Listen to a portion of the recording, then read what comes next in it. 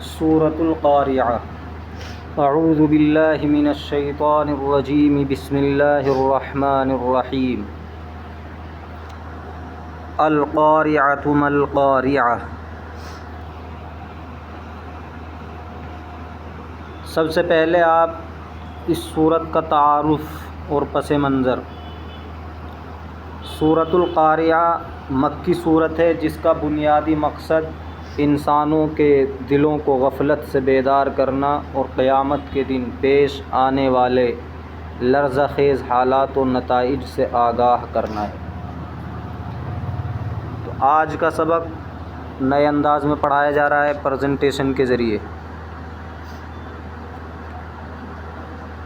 تو اس صورت کا بنیادی مقصد ہے انسانوں کے دلوں کو غفلت سے بیدار کرنا، قیامت کے دن پیش آنے والے لرزہ خیز حالات و نتائج سے آگاہ کر کے کہ قیامت میں کیا حالات پیش آئیں گے۔ تو جب انسان انہیں سنے گا تو غفلت اس کی دور ہوگی۔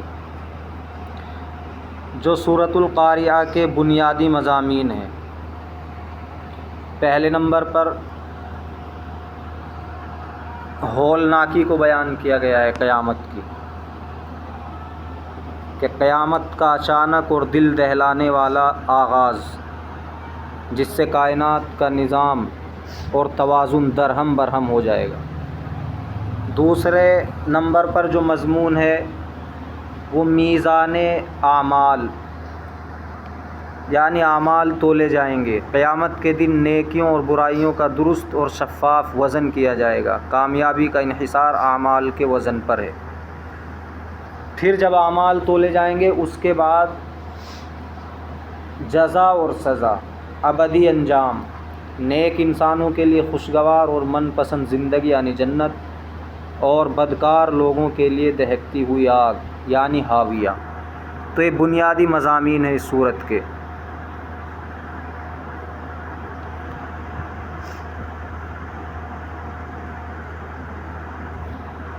دیکھو، القاریعۃ اس کا ترجمہ ہے کھٹکھٹانے والی، کھٹکھٹانے والی۔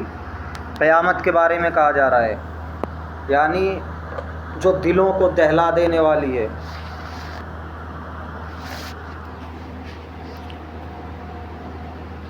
دل دہلا دینے والی آفت، القاریعۃ وہ دل دہلا دینے والی آفت قیامت۔ تو القاریعۃ یہ کس سے بنا ہے؟ لغات کیا ہے اس کی؟ القاریعۃ یہ اسم فاعل کا صیغہ ہے، قرع یقرع قرعا، باب فتح، اس کے معنی آتے ہیں کھٹکھٹانا۔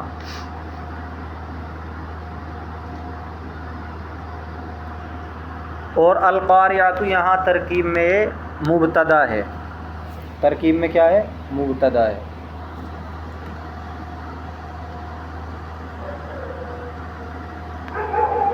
القاریعۃ ما القاریعہ وما ادراک ما القاریعہ۔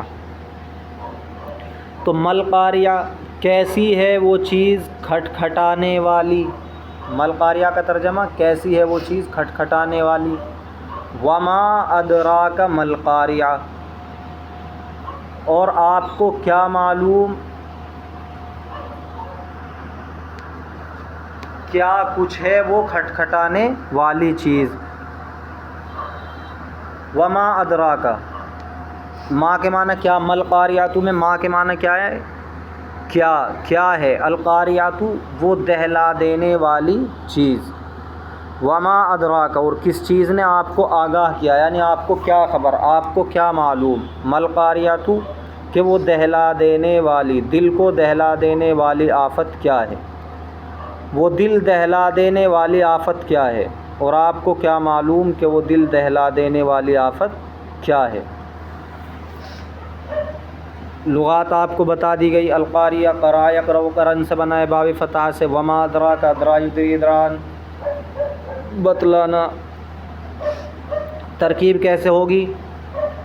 پہلا والا القاریعۃ مبتدا، ما استفہامیہ، القاریعۃ خبر۔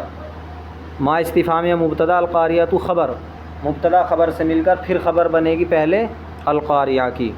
وما ادراک ما القاریہ، اس میں ما یشین کے معنی میں ہو کر مبتدا، ادرا فعل، ضمیر فاعل، کاف ضمیر مفعول بھی، پھر اگلے والا ما یہ ایوشین کے معنی میں ہو کر مبتدا، القاریہ تو خبر، مبتدا خبر سے مل کر مفعول بھی ثانی ہے ادرا کا. ادرا فعل اپنے فاعل دونوں مفعولوں سے مل کر پھر خبر ہے ما مبتدا کی.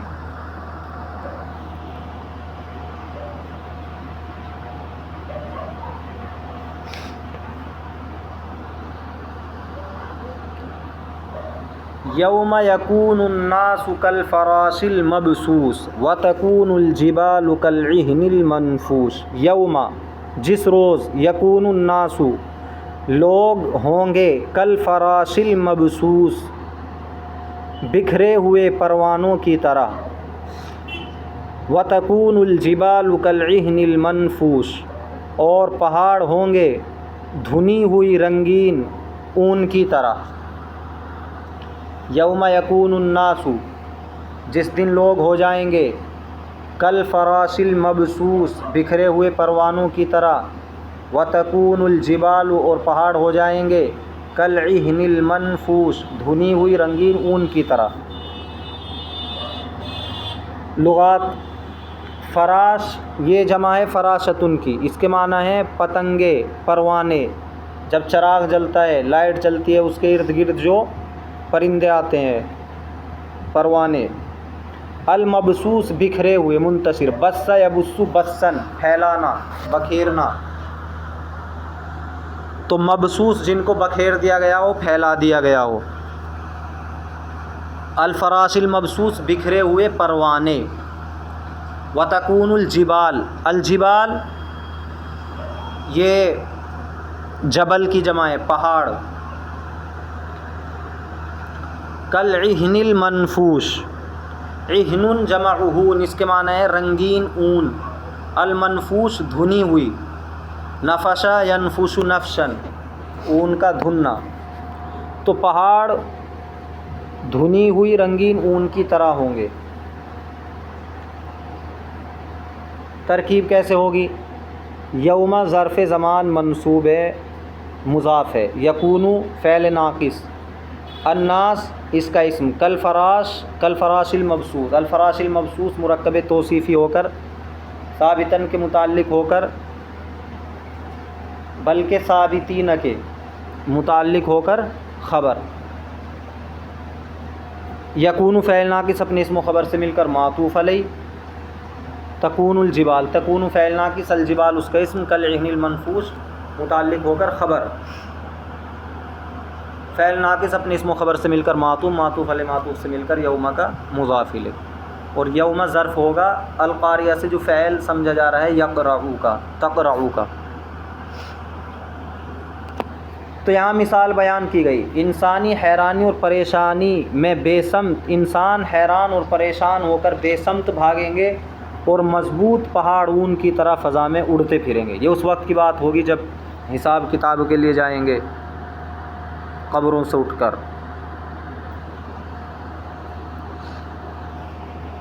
فَأَمَّا مَنْ ثَقُلَتْ مَوَازِينُهُ فَهُوَ فِي عِيشَةٍ رَاضِيَةٍ، پھر جس شخص کا پلڑا بھاری ہوگا تو وہ پسندیدہ زندگی میں ہوگا. فَأَمَّا مَنْ بہرحال وہ شخص جس کی ثقلت موازین بھاری ہو گئی اس کی نیکیوں کی ترازو، فَهُوَ فِي عِيشَةٍ رَاضِيَةٍ تو وہ پسندیدہ زندگی میں ہوگا، خوشگوار من پسند زندگی میں ہوگا. ثقلا لغات دیکھیں، ثقلت تو ثقلا یثقل ثقلا باب کرومہ سے بھاری ہونا. موازین میزان کی جمع ہے، ترازو. عیشتن زندگی کو کہتے ہیں، عاش یعیشو عیشن و معیشتن زندگی گزارنا. اور راضیتن اس میں فاعل ہے، رضی یرضی رضن راضی ہونا، ایسی زندگی جس سے انسان مکمل راضی اور خوش ہو، یعنی جنت. ترکیب کیسے ہوگی؟ اما حرف شرط، حرف شرط و تفصیل. من اس میں موصول، اور ثقلت موازینہ یہ ہو جائے گا فعل اپنے فاعل سے مل کر صلہ، موصول صلے سے مل کر ہو جائے گا مبتدا، فہو فی عیشۃ راضیہ، فہو میں ہوا مبتدا، فی عیشۃ راضیہ، عیشۃ راضیۃ یہ مرکب توصیفی ہو کر مجرور جار مجرور سے مل کر متعلق ہو کر ہوا کی خبر مبتدا خبر سے مل کر پھر یہ خبر ہے مبتدا اول کی۔ اور اگر اس کو جملہ شرطیہ بنائیں تو اما شرطیہ من موصولہ مبتدا ثقلت موازینہ فعل فاعل سے مل کر خبر مبتدا خبر سے مل کر یہ ہو جائے گی شرط، اور فہو فی عیشۃ راضیہ یہ ہو جائے گی جزا۔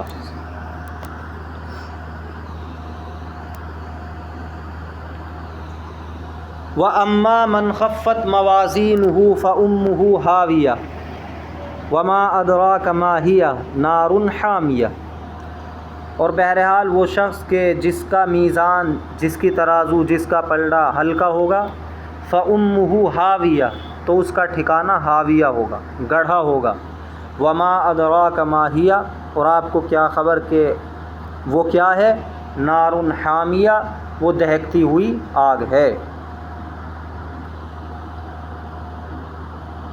لغات خفت، خف یخف خفن و خفتن باب ضربہ سے ہلکا ہونا، موازین میزان کی جمع ہے ترازو، فَأُمُّهُ تو اس کا ٹھکانہ، امن جمع امہات اصل معنی ہے اس کے ماں والدہ، لیکن یہاں مراد ہے ٹھکانہ، آغوش، اس کی آغوش، کیونکہ ماں بھی تو ٹھکانہ ہوتا ہے بچے کے لیے، بچہ اس کی گود میں رہتا ہے۔ ہاویہ یہ ہے جہنم کے گڑھے کا نام، ہاویہ جہنم کے گہرے گڑھے کا نام ہے۔ آگے آ رہا ہے ماہیہ، تو ماہیہ میں ہیہ ضمیر ہے، ہا جو ہے تو یہ سکتے کے لیے ہے، یعنی ہیہ ضمیر الگ ہے اور ہا سکتہ اس میں ملا دیا، ایسا نہیں ہے کہ ہیہ ہے پورا مل کے ایک لفظ ہے۔ نارن آپ جانتے ہیں اس کی جمع نیران آگ، حامیتن دہکتی ہوئی انتہائی تیز، حمیت النار یحما حمین دہکنا گرم ہونا۔ تو جس طرح بچہ مصیبت میں ماں کی آغوش میں پناہ لیتا ہے، گناہ گار کا واحد ٹھکانہ ہاویہ ہوگا۔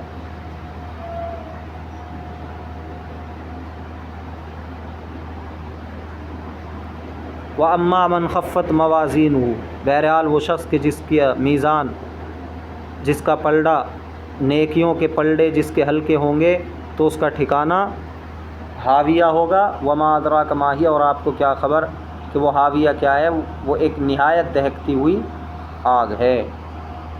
ترکیب کیسے ہوگی؟ اما حرف شرط برائے تفصیل، من موصولہ، خفت موازین فعل فاعل سے مل کر صلہ، موصول صلے سے مل کر مبتدا، فَأُمُّهُ ہاویہ امہ مرکب اضافی ہو کر مبتدا ہاویہ خبر، پھر مبتدا خبر سے مل کر جملہ اسمیہ خبریہ ہو کر پھر خبر پہلے مبتدا کی۔ وما ادراک ما ہیہ یہ آپ جانتے ہیں، ما ایو شیء کے معنی میں ہو کر مبتدا، ادرا فعل ضمیر فاعل کاف ضمیر مفعول بھی اول، ما مبتدا ہیہ خبر مبتدا خبر سے مل کر پھر مفعول بھی ثانی ادرا کا۔ نار حامیہ مرکب توصیفی ہو کر یہ خبر ہے ہیہ محذوف مبتدا کی، ہیہ نار حامیہ۔ تو آپ کے سامنے لغات آ گئی ہیں۔ القاریہ قرأ یقرأ سے اس میں فاعل ہے، فراش آیا ہے، فراشتن کی جمع ہے، پروانہ پرندہ، مبسوس آیا ہے، بس یبسو بسن اس میں مفعول کا صیغہ ہے پھیلانا، عہن آیا ہے، عہن عہون اس کی جمع ہے، روئی، رنگین رنگین اون، منفوش آیا ہے، نفش ینفش نفشن دھننا، موازین میزان کی جمع ہے، عیشت راضیہ پسندیدہ خوشگوار زندگی، امہ ہاویہ اس کا ٹھکانہ گہرا گڈھا، ہاویہ آپ کے سامنے آ گیا جہنم کے ایک گڑھے کا نام، حامیت شدید دہکتی ہوئی آگ۔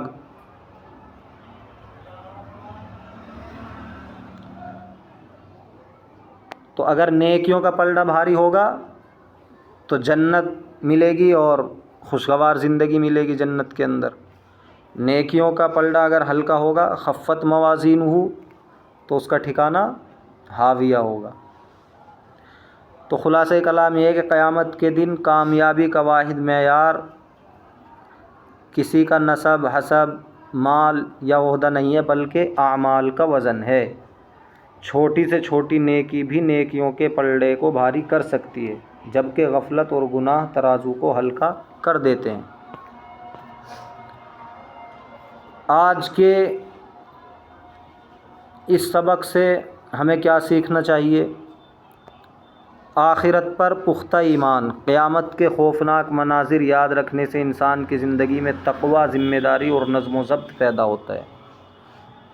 نمبر 2، نیکیوں کے وزن میں اضافہ۔ ذکر الہی، مثلا سبحان اللہ و بحمدہ، حسن اخلاق، نماز اور صدقہ نیکیوں کی ترازو کو بھاری بنا دیتے ہیں۔ نمبر 3، گناہوں اور غفلت سے بچاؤ۔ چھوٹے گناہوں کو معمولی نہ سمجھیں، وہ نیکیوں کی ترازو کو ہلکا کر دیتے ہیں۔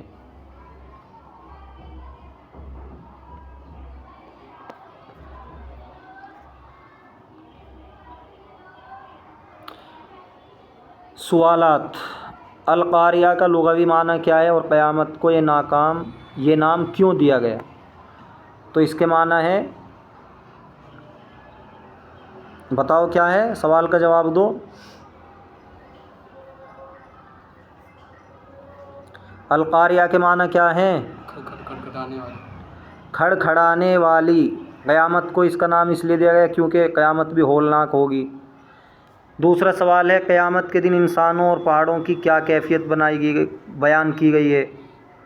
انسان منتشر پروانوں کی طرح اور پہاڑ روئی کے گالوں کی طرح، دھنی ہوئی رنگین روئی کی طرح۔ رنگین روئی اس لیے کہا کیونکہ پہاڑ بھی رنگ برنگی ہیں دنیا کے اندر، تو جب وہ ٹوٹ پھوٹ کر اڑتے پھریں گے تو ایسا ہی لگے گا جیسے رنگ برنگی اون، روئی اڑ رہی ہو۔ فَأُمُّهُ ہاویہ کا کیا مطلب ہے اور اس سے کیا درس ملتا ہے؟ ہاویہ کا مطلب ہے جہنم کا ٹھکانہ۔ درس یہ ملتا ہے کہ اگر برے اعمال کریں گے تو برا ٹھکانہ ہوگا۔ اخیر میں دعا: اللہم ثقل موازیننا بالحسنات واجرنا من النار۔ اے اللہ ہماری نیکیوں کے پلڑے بھاری فرما اور ہمیں جہنم کی آگ سے پناہ عطا فرما۔